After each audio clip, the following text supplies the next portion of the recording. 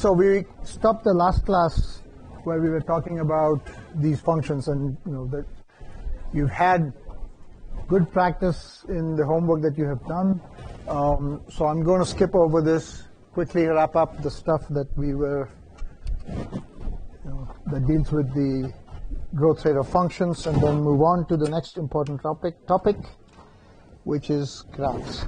So we said, we talked about the fact that we had a large class of algorithms and problems for which the execution time was polynomial.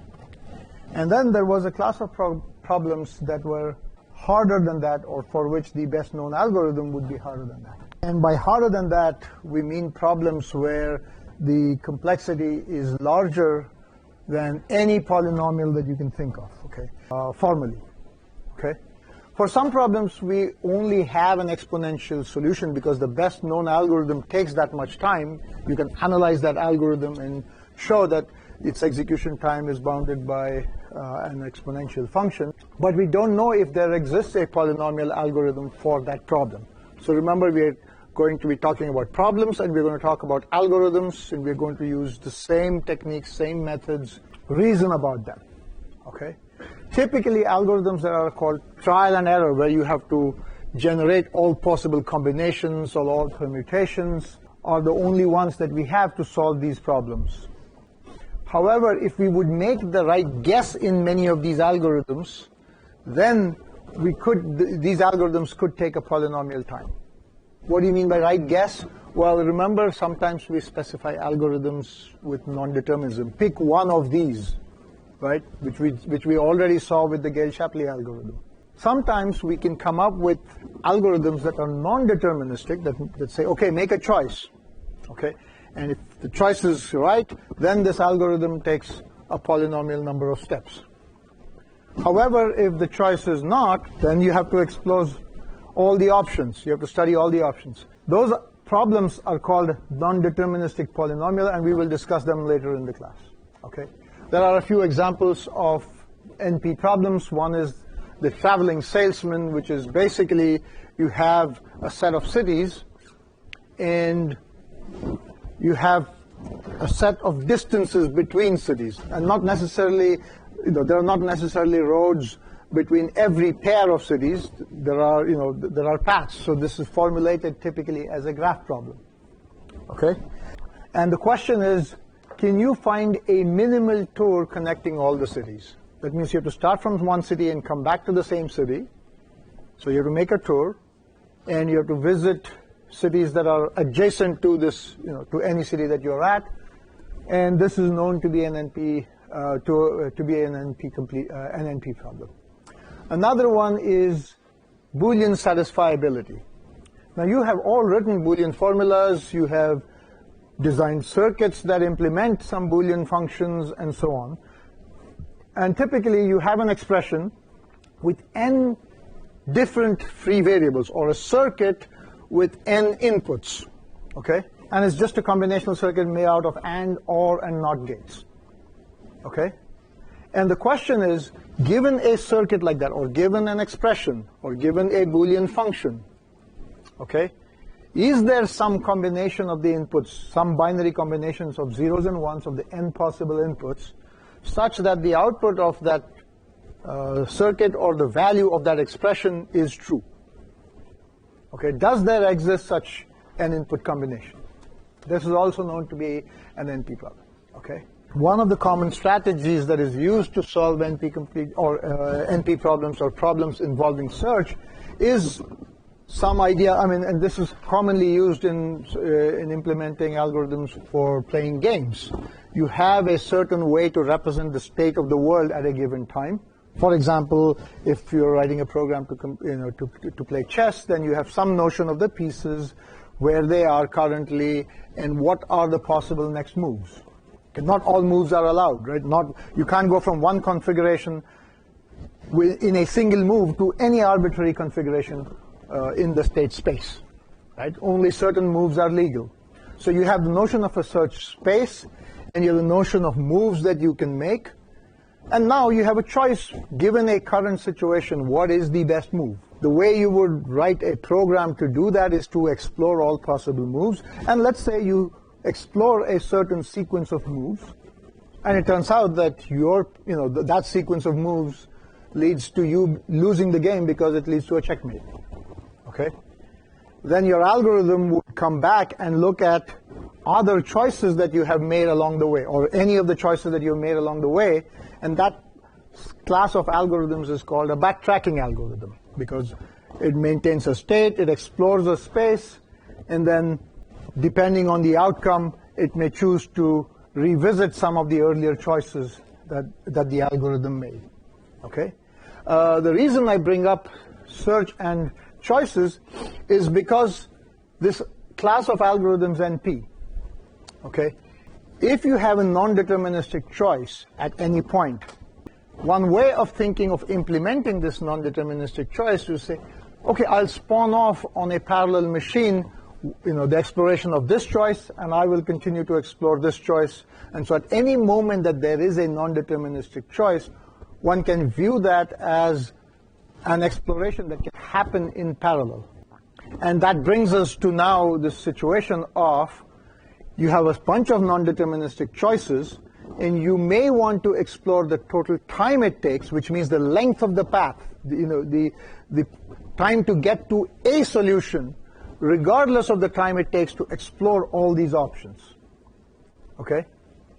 So if you ignore the backtracking and replace the backtracking with unbounded parallelism, then the execution time is polynomial, because by throwing this this magic bullet of unbounded parallelism, we are saying that we have the resources to do things independently. So the analysis that we use with unbounded parallelism is an analysis of the shortest path, or how quickly can we come to a solution. Okay? And so NP is a class where with unbounded parallelism, you can come to a solution in polynomial time. Okay? But that's not realistic, because no machine today has unbounded parallelism. And yet these techniques give us some way of reasoning about this class of algorithms. Okay? So, coping with intractability. So we divide the set of algorithms and problems into those that we call tractable, and tractable algorithms or tractable problems are those that admit a polynomial time solution. Intractable problems are those for which the best known algorithm that we have so far is exponential, is not polynomial. And TSP, for example, is an intractable problem, and typically one uses a couple of different strategies to solve such problems efficiently. One is approximation, not necessarily finding the best solution, but finding a solution that works well enough in practice. And this is typically what is used. Okay, and these are called heuristic algorithms. And the other is probabilistic or randomized algorithms. So that's all I have to say about, and we'll see some of this later in the class. Okay, that's all I had to say about the big O. And I'm going to move on to the next important thing, and that is graphs. Okay, this is a picture of a graph. The world is a graph today. Okay, because everything is somehow connected to everything else. All right? And therefore, graphs turn out to be very, very important abstractions that we need to study as computer scientists. Okay? And you've already started doing that. In most of your earlier classes, you've written programs that do some manipulations of graphs. And we will be doing some repetition in this class. We will also be going deeper into some of the algorithms that we deal with in terms of graphs. Okay? So you have basically two kinds of graphs, directed and undirected. And in all graphs, there are two kinds of entities. There are some things that we call vertices or nodes, and there are some things that we call edges that connect the vertices or nodes. Okay?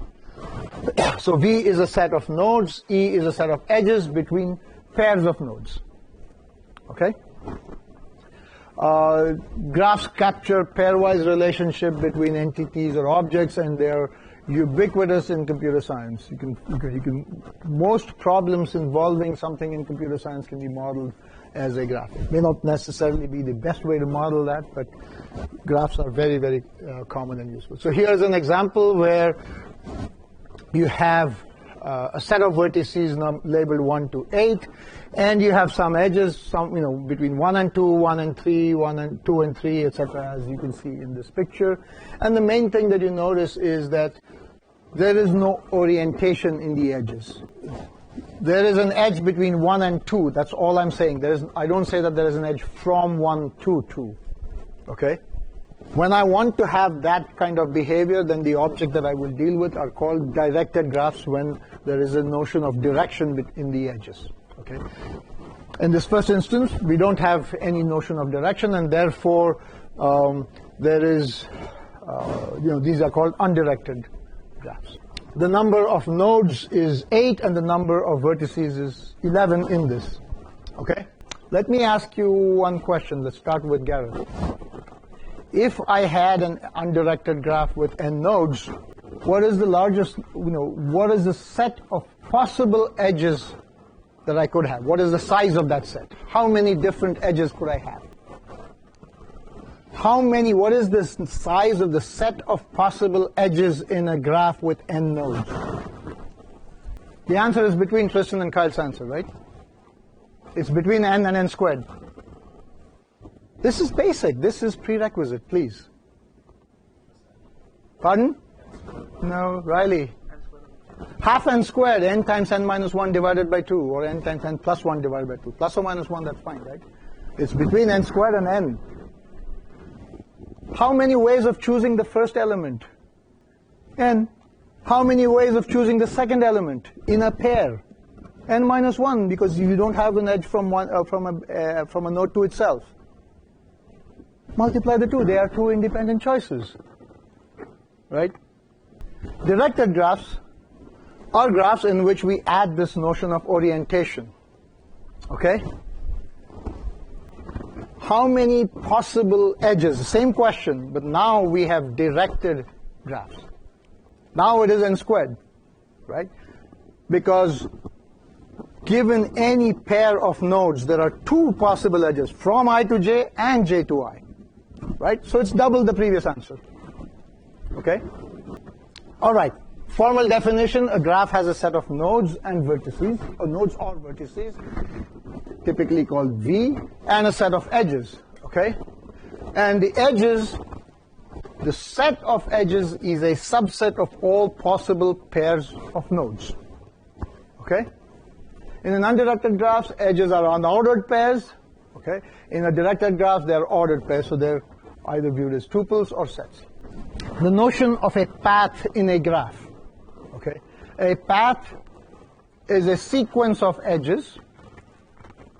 Okay? That means the second node in any edge must be exactly the same as the first node in the next edge. I mean, the word path is exactly the same intuition. These are, this is the mathematical or formal definition of that. A sequence of nodes V0 to Vn such that for any I between 0 to n, Vi and Vi plus 1 is an edge. The length of a path, now there are two conventions when you talk about lengths of paths in edges. And one convention is just the total number of edges in that path. Okay? The other convention is typically when you have labels or weights on edges, and then it is the sum of those weights. Okay? And you will see, again, the reason I'm bringing that up here, it's not in this particular slide, is that you will see that as you add sort of these attributes, problems become very different, sometimes significantly difficult, and the algorithms that you use to solve these problems are very, very different. And so when you get to this, to trying to formulate algorithms on weighted graphs versus unweighted graphs, you will see subtle differences in the algorithms that we use, okay, that we develop. Okay. A simple path is a path in which all the nodes are distinct. Okay. Distinct means pairwise no two of them are identical. A cycle is a path in which the first and last node are the same. Okay, you start at some place, follow a path, and come exactly to that same node, and that is a cycle. A DAG is a special kind of a graph in which there are no cycles. Okay, the graph does not have any cycle anywhere in a graph. That means it's a property that I just said, which involves all possible paths. Okay, so I gave you a definition, but testing whether a graph is acyclic or not could be a difficult problem. We don't know as yet. Okay? So keep this in mind, that whenever I say certain things and I put some properties, be in the mindset that, oh, how can I solve this problem? What is the algorithm that I use to test certain properties? Okay? Always stay receptive to that, and always stay questioning of claims. Okay? So two nodes are said to be adjacent if there is an edge between them. All right? In a complete graph, all nodes in the graph are adjacent. Okay? So how many edges in a complete graph? A complete undirected graph. Trick question, right, Andreas? N squared over 2. Exactly. The entire set of possible edges is actually an edge in this graph. Right? Or every edge in that set of all possible edges is an edge in this graph. Okay? So the complete undirected graph has n squared over 2 edges. The complete directed graph has n squared edges. Okay? All right, more definitions and more properties, and I want you to now, as I give you the properties, to start thinking about how you would go about testing whether that property is true about a graph or whether it holds for a given graph or not. Okay? An undirected graph is connected if for any pair of vertices there is a path from Vi to Vj. Okay? So the word connected means there are no islands, right? So keep that intuition in mind. When you have a graph and, from any vertex in the graph, there should be a way to get to any other vertex through a sequence of edges or through a path. An undirected graph can be partitioned into connected components. Okay? This is a big claim. But again, it's something that I think you can visualize, first of all. This says any undirected graph. So it may be a connected graph, it may not be a connected graph. Okay, if it is a connected graph, then it itself is the big connected component. Okay? Right? If a graph is not connected, now can you imagine what structure it could take? If a graph is not connected, okay, then imagine or think about the structure that it could take and ask yourself this question. What would be the connected components of this unconnected graph? Right, so you can divide this graph into pieces, into parts, into components. That's hence the word components. Okay? Within any component, every node in that component is connected to every other node in that component. Okay? It is not connected to any node in any other component, because if that were the case, all those nodes would also be in this same component. So that is the notion of connected components. They are maximally connected subgraphs of the original graph. Okay? A directed graph can be partitioned into strongly connected components, and now what we have is this idea of a path from one edge to one node to another and back, because now we are talking about directed graphs. So this notion of connected component has to be extended to strongly connected components. So you have components in which there is a path from every node to every other node in the component. Yes, Seychelles? Is a strongly connected component just a cycle? That's a great question. Let me turn the question around and say, is a cycle a strongly connected component? Yes, right? Because there is, all these nodes, there is a path from any node in that cycle to any other, right? So that is a good example of a strongly connected component. But can it be more than that? Like I have a cycle, but maybe there is a direct path from one node in the cycle to something else. So all of that is a strongly connected component. Whatever subgraph there is, whatever edges there are between these nodes, okay? We don't even have the definition of connected applicable to our directed graph, right?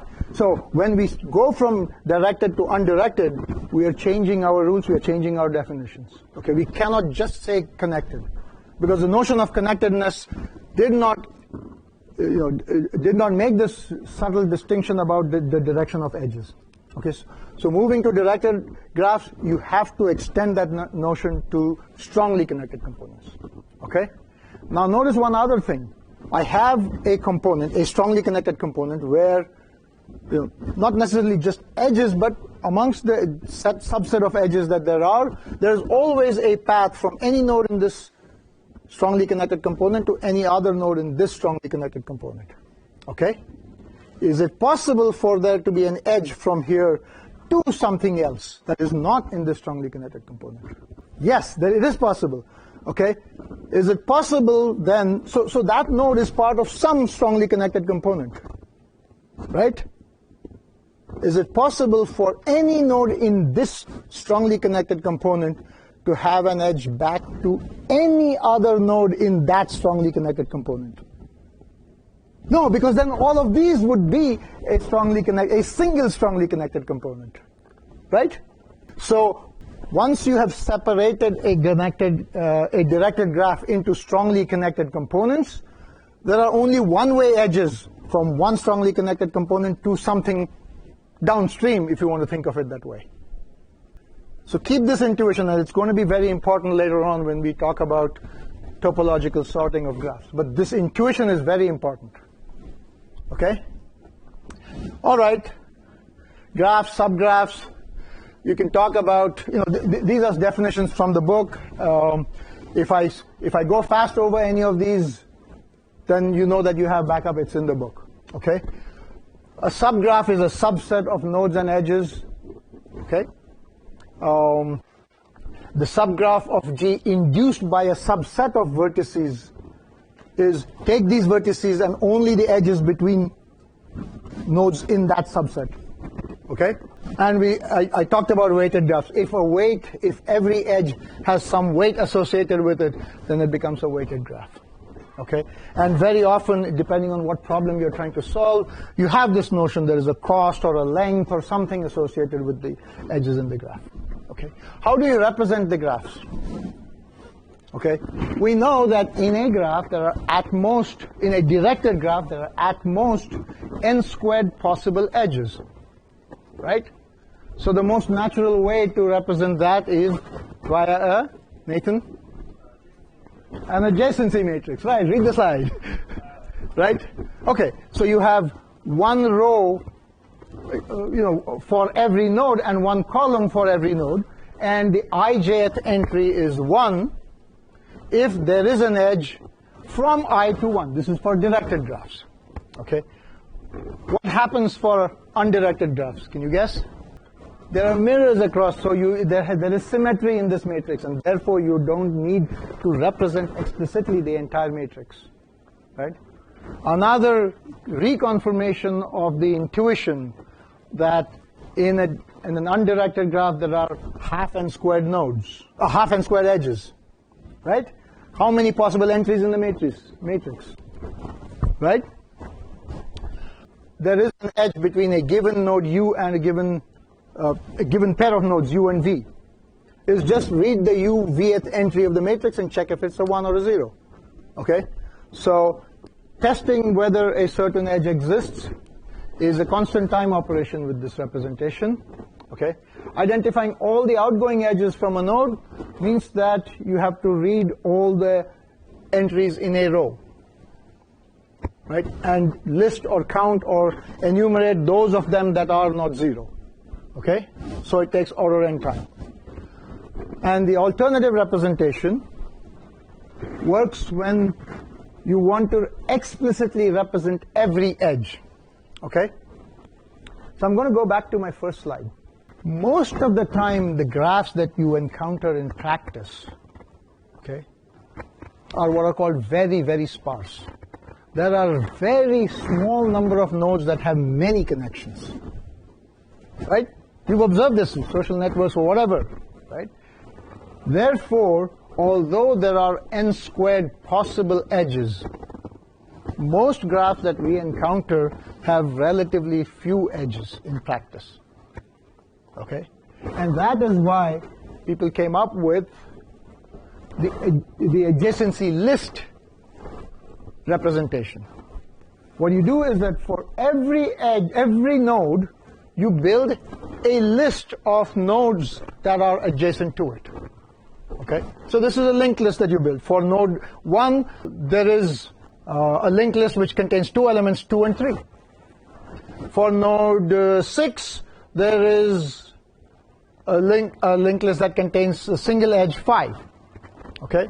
For 7, there is a linked list that contains 3 and 8.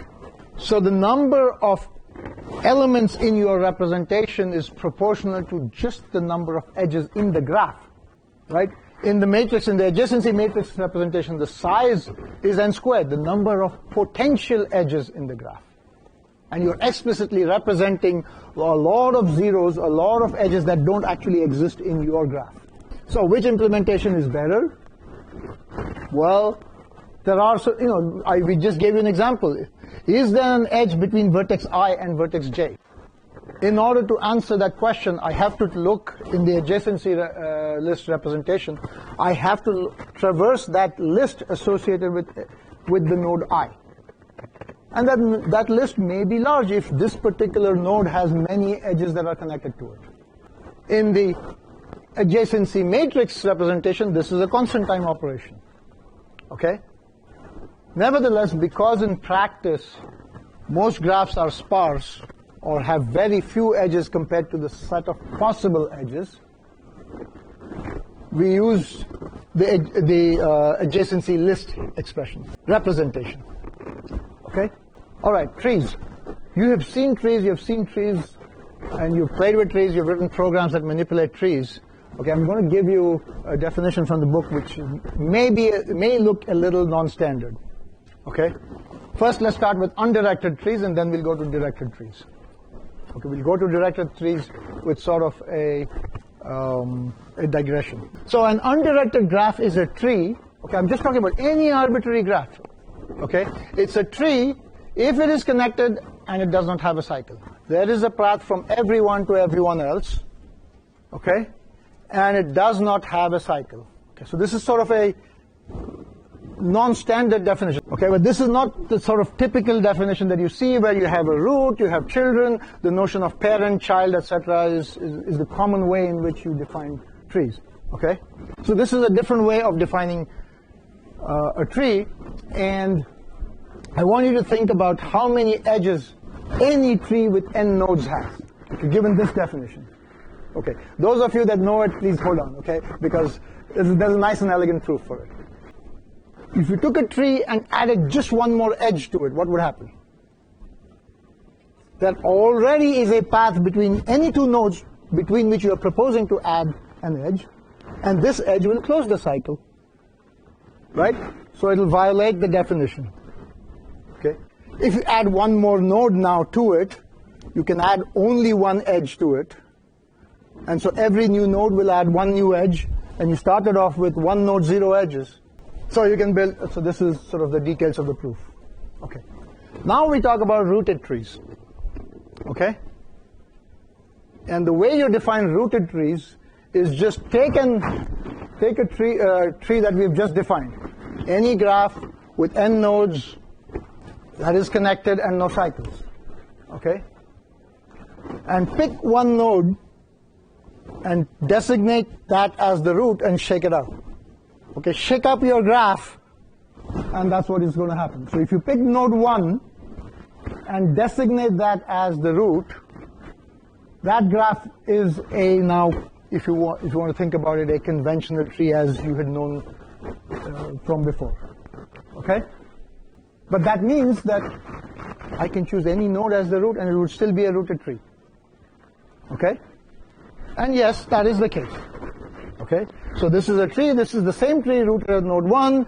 If you take that tree and designate 5 as the root, you would get a different tree.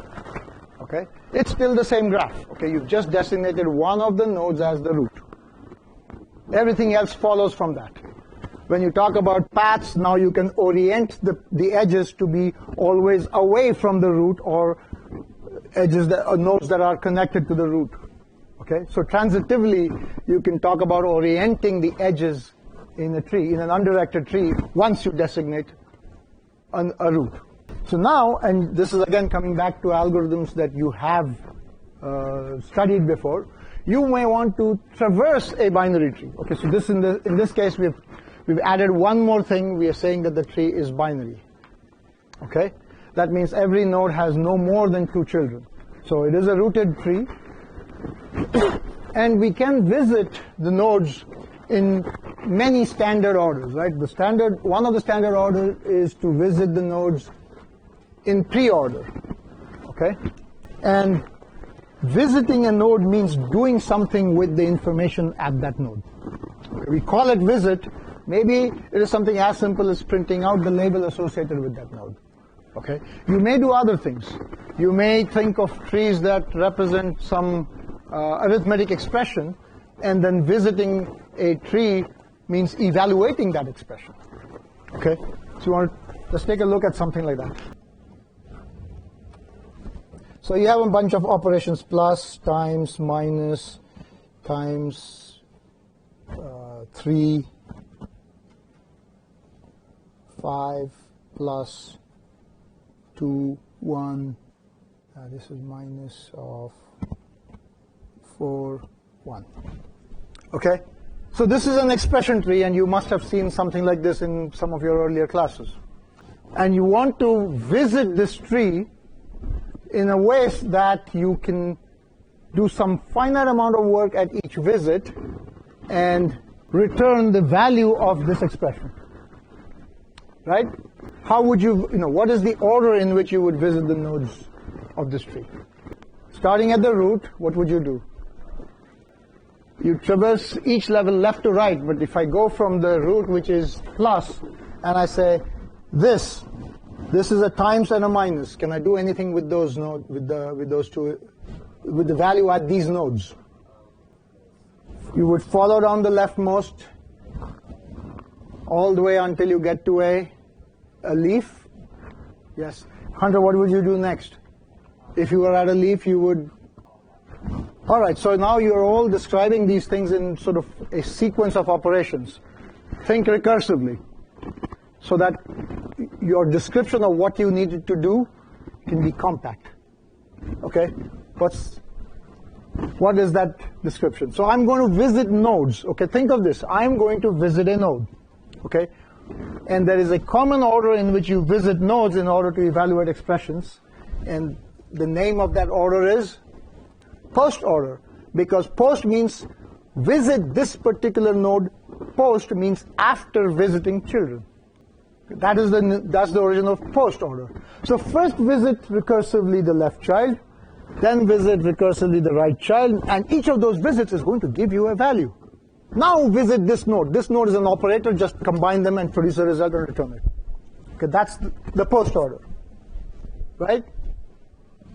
If you wanted to do something else, if you wanted to, if your job or if the task was not to evaluate the expression, then you may think of a different order of traversal, and that would be a pre-order traversal or an in-order traversal. Okay? The one common property about all these traversals, okay, these are examples, and you've seen this in previous classes, right? You know how to implement these also. A level order traversal is to traverse or to visit all the nodes. The first thing that you just suggested, that was a level order. First visit every child of a node, and then visit their children, and so on. Okay? So the pre, post, and in-order traversals, all three of them are examples of depth-first traversals of trees. Okay? And the level order is an example of a breadth-first traversal of trees. Okay? You can implement these in recursive order, and I kind of talked about this. Okay? And you can formulate couple of different problems, and all of them can be answered by solving this problem of traversing trees. Okay, so there are two important things that I want to talk about, not today, but I'm going to end up over here. But the next two things that I want you to look ahead for are problems that can be solved using traversals. How, I just talked about traversals of trees in the last 5 minutes. What happens when you extend from trees to graphs? And undirected and directed graphs may have different subtle nuances of what it means to traverse them. Okay? So I want you to think about those.